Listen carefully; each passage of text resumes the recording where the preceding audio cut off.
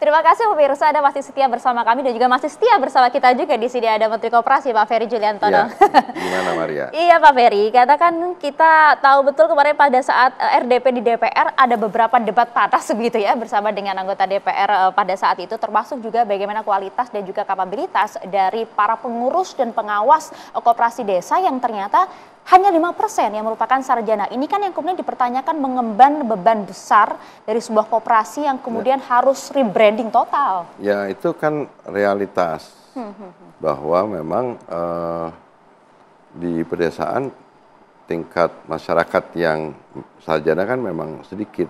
Tetapi kita dengan yakin bahwa dengan pelatihan, peningkatan kapasitas dari pengurus-pengurus koperasi desa itu, rasanya kita yakin juga bahwa sebenarnya ada potensi masyarakat desa ini ketika mereka diajari, dilatih, kemudian dibimbing, rasanya kita wajib justru sebenarnya mengedukasi mereka lagi untuk mereka punya kesiapan. Kan selama ini di masyarakat desa lebih banyak menjadi penerima manfaat gitu, tidak diajarkan tentang bagaimana mereka harus produktif gitu.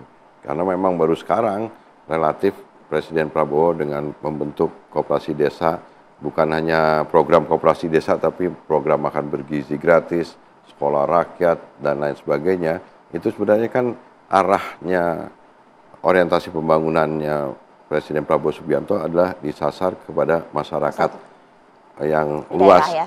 Jadi memang kalau ada pertumbuhan ekonomi di desa, diharapkan nanti akan ada pertumbuhan secara nasional yang lebih tinggi lagi. Itu akan mengungkit pertumbuhan di kelas menengah dan ke atas. Jadi artinya tidak lagi trickle pendidikan itu tidak akan berpengaruh. Kan trickle down effect, yang nggak ngefek-ngefek itu loh, nggak ngucur-ngucur itu. Jadi bagaimana kita bisa menggerakkan itu? Ya wajar jika banyak anak muda yang sekarang mempertanyakan karena mereka nggak punya lapangan pekerjaan. Mereka mau bisnis, kredit di bank susah. Anak-anak muda di desa dilibatkan nggak? Ya justru karena ada koperasi desa, pasti unsur-unsur yang terbaik di masyarakat desa, termasuk anak-anak mudanya, mereka justru yang harus terlibat. Jadi kita berharap, karena kan yang familiar dengan teknologi, itu kan yang friendly gitu kan, pasti anak-anak muda di desa-desa. Dan kelihatan mereka antusias waktu musyawarah desa khusus Musdesus itu dilakukan, luar biasa antusiasmenya. Dan tahap pembentukan selesai, nah tahap operasional ini memang harus pendekatannya kualitatif, harus tenang, harus terencana, harus banyak aspek yang kita libatkan. Makanya sosialisasi yang sekarang sedang dilakukan mulai dari minggu lalu adalah sosialisasi tentang bagaimana memanfaatkan pencairan plafon kredit dan juga bagaimana mereka membuat proposal bisnis. Karena SDM ini Pak dinilai berpengaruh Pak terhadap bagaimana kemudian mengelola dana yang tidak sedikit loh Pak. Itu dana yang cukup besar bagi setiap koperasi, bahkan nilai keseluruhan 16T begitu ya untuk seluruh kan kalau per koperasi desa itu 3 miliar. 3 miliar dengan anggaran yang katanya akan ditambah juga. Bagaimana mengantisipasi kebocoran yang ada Pak Menteri? Gini, ini pelan-pelan nanti salah sangka nih, tenang.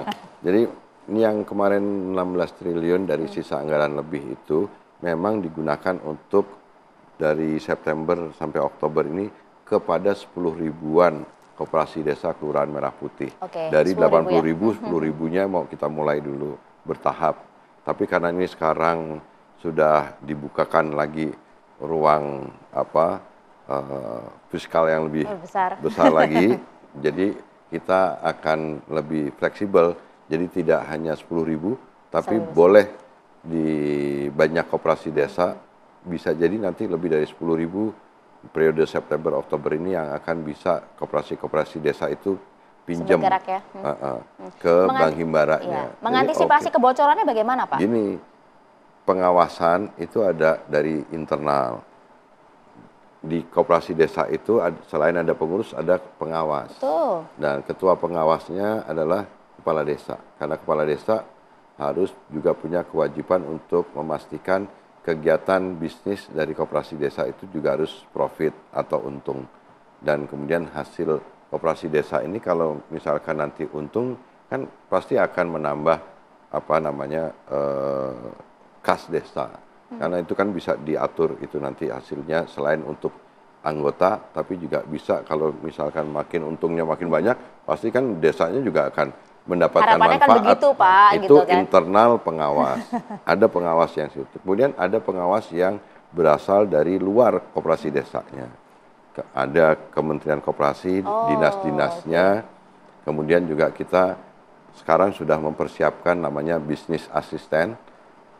Kita nyebutnya bisnis asisten yang bertanggung jawab, satu bisnis asisten itu bertanggung jawab terhadap 10 koperasi desa yang akan mendampingi mereka secara bisnis, dan itu semuanya adalah sarjana bisnis asistennya ini. Nah, untuk membackup tadi ke apa yang 5% Kekurangan itu ya. masyarakat desa itu yang tidak sarjana. Nah, itu akan kita kontrol seperti itu. Kemudian kita Kementerian Koperasi juga bekerja sama dengan Kejaksaan Agung, karena Kejaksaan Agung ini punya aplikasi dan aplikasi Jaga Desa. Dan di dalam aplikasi Jaga Desa itu kita tinggal menambahkan fitur baru aja, namanya fitur Koperasi Desa. Nah, nanti aparatur Kejaksaan Agung juga melakukan kontrol juga terhadap itu. Kemudian nanti pengawasan ketika sistem informasi Koperasi Desa ini sudah mulai terkonsolidasi dengan baik, kan kita tinggal melihat dari dashboard masing-masing, apakah ada nanti di kabupaten, di Pak Bupatinya bisa ngelihat tuh, Pak Gubernurnya bisa ngelihat, Menteri Koperasinya bisa lihat, bahkan Presiden bisa lihat dashboardnya. Kegiatan koperasi desa mana, untungnya udah berapa, ininya segala macam, dan itu pasti akan ada early warning systemnya yang akan memperlihatkan itu sebagai mitigasi resikonya. Jika atau apabila ada kecenderungan potensi yang di luar standar, anomali itu kita pasti akan lakukan. Karena tidak hanya anomali soal kebocoran saja, kami juga khawatir, Pak, bagaimana kemudian koperasi desa ini yang awalnya kemudian diberikan dana cukup besar, didamping modal usaha, pinjaman tidak berikan. Jadi nah, sama aja. Karena namanya pinjaman, bagaimana kemudian nanti kalau kemudian terjadi gagal bayar dan semacamnya, Pak? Ya, semua bisnis pasti ada resikonya, Itu pasti. Bukan hanya koperasi, tapi badan usaha BUMN maupun korporasi pasti juga ada itu. Tapi itu kan pasti akan ada avalisnya, pasti akan ada penjamin. Ya, dan oleh karena itu kita mengharapkan kepala desa pun juga punya tanggung jawab untuk memastikan bahwa kegiatan bisnis koperasi desa ini bisa mendatangkan manfaat. Makanya kita akan mulai dari yang resikonya paling kecil, mendistribusikan menjadi agen gas LPG 3 kilo dengan harga agen. Itu kan resikonya kecil, yang membutuhkan banyak, untungnya juga lumayan.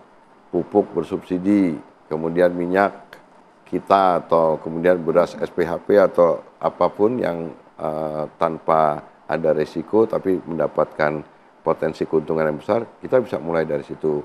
Nanti mulai secara bertahap, koperasi desa mengembangkan kegiatan-kegiatan yang lain-lainnya. Apotek desa, ternyata Mbak Maria ya, apotek desa ini kita kan sekarang bikin model bisnisnya. Kita bekerja sama dengan BUMN di industri kesehatan dan juga swasta. Ternyata masyarakat desa selama ini tidak mendapatkan harga obat yang murah dan terjangkau. Bahkan juga mereka tidak banyak yang mendapatkan fasilitas kesehatan.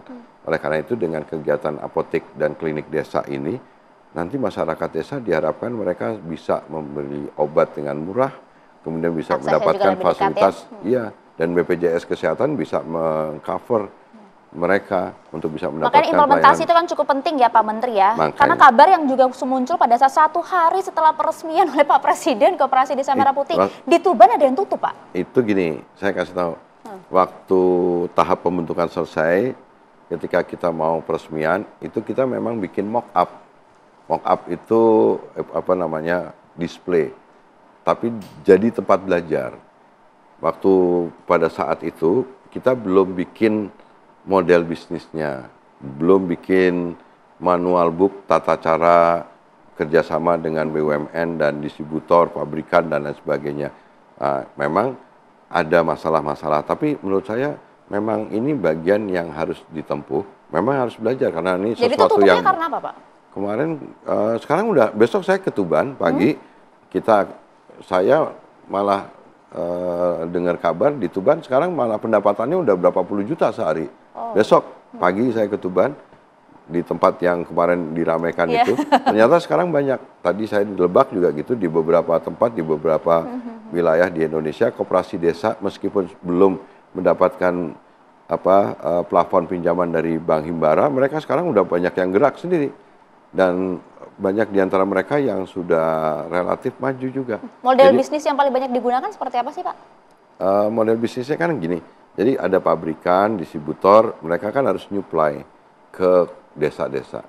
Tetapi kalau tidak dibangun nanti skema bisnisnya, itu kan nanti susah dong. Kalau misalkan pabrikan, kalau Maria punya pabrik, langsung nyuplai ke desa-desa kan pasti ongkosnya ini nah oleh karena itu kita harus bangun ekosistem yang memungkinkan model bisnisnya tidak memberatkan pabrikan atau distributor, tetapi juga menjadi satu pusat kegiatan lagi yang memungkinkan hubnya ini itu bisa mendistribusikan sampai ke desa-desa dengan harga yang relatif lebih terjangkau. Termasuk juga saya dengar ada kerjasama nanti dengan koperasi-koperasi di pesantren, betul Pak?